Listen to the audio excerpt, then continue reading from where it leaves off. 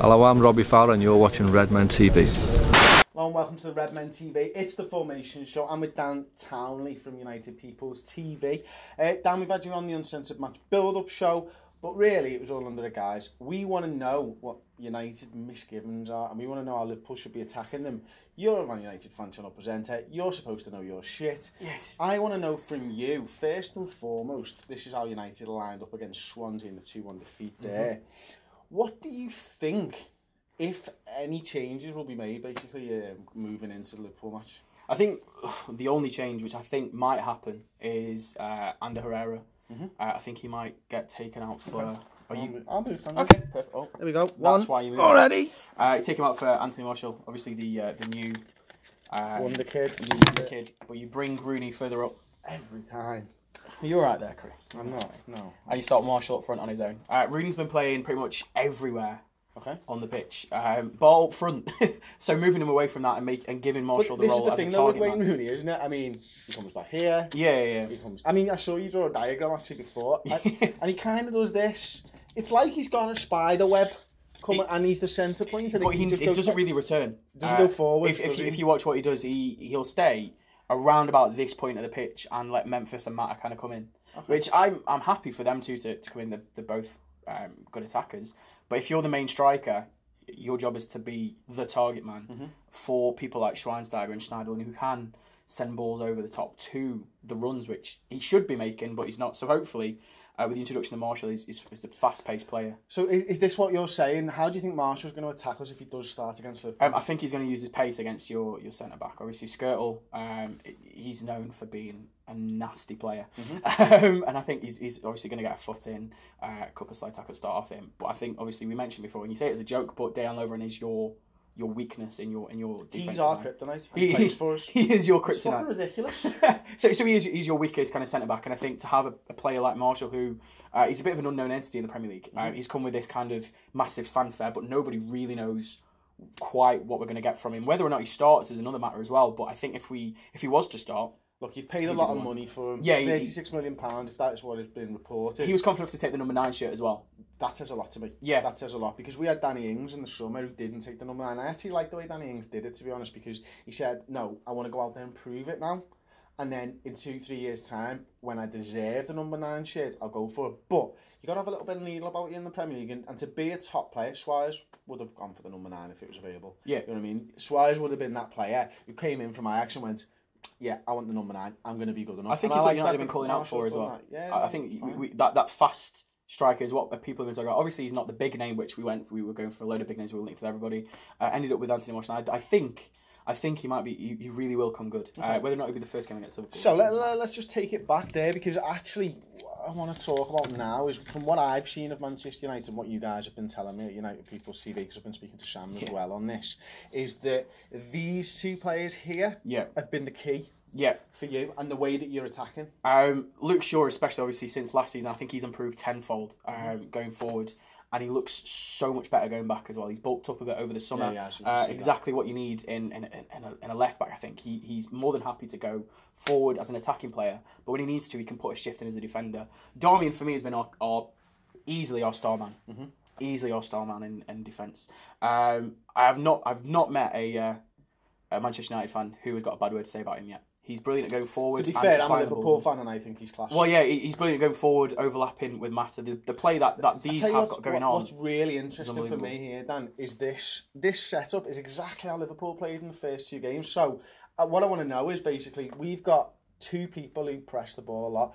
We've got James Milner here, and when Darmian would move forward, if this was Liverpool, Milner would move back in to cover that position, and you'd have Mata sort of around here, and then maybe these guys would move over, and you'd get this pass. Is that the same style that we're going to see from Manchester United? Is Schneiderlin going to drop him behind? Is Mata going to come and play a pass for him? I think very much Schneiderlin is the one that's kind of goes in, but Smalling sometimes comes across as well. Okay. To right back, and Schneiderlin fits in there. But okay. But the fast pace, again, the speed of them, the holes which are there kind of get covered straight away. That was a great catch.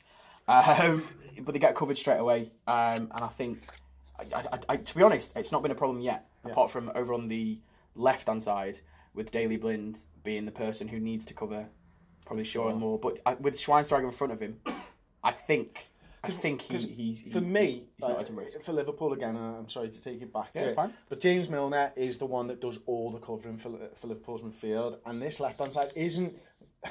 I don't know. James Milner comes forward and presses as well. Yeah. And the other midfielder doesn't. Is Schweinsteiger got the legs to be pressing forward? I think pressing back, or is that Schneiderlin? I think Schneiderlin kind of comes in as well and covers back as well. He's probably been as well as Darmian.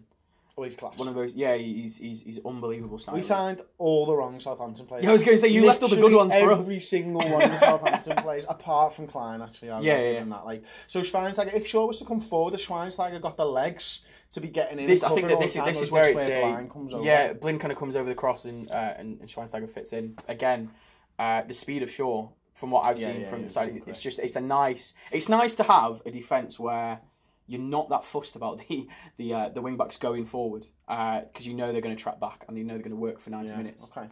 So how do you think Liverpool should attack United? From what you've seen from when like Swansea obviously scored a couple of goals against you, what's been the best way to get at Manchester United? Blind. Okay. He's the weakness. You stick somebody like Benteke on Blind, you were talking about it before.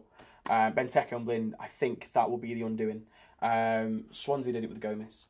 He was found out against Swansea, I think. I can't see the defence changing from that. Rojo might be on the bench. We've got Rojo on the bench there. But he is the. You just look at him in defence. He's not a defender. He's not a centre back. He's a defensive midfielder, and it's going to be, I think, kind of a ticking time on the defence. This might be the game which sends us over the edge. I'm going to take Herrera out because this is the side that you're looking for Manchester United to play against Liverpool at the weekend.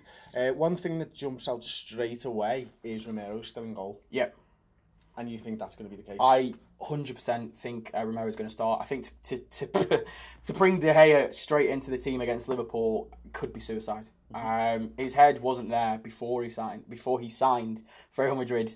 To have a transfer get taken away in like the last minute, there's no way will he be ready to play in the Premier League, I don't think. Okay. And one man from last season, Young.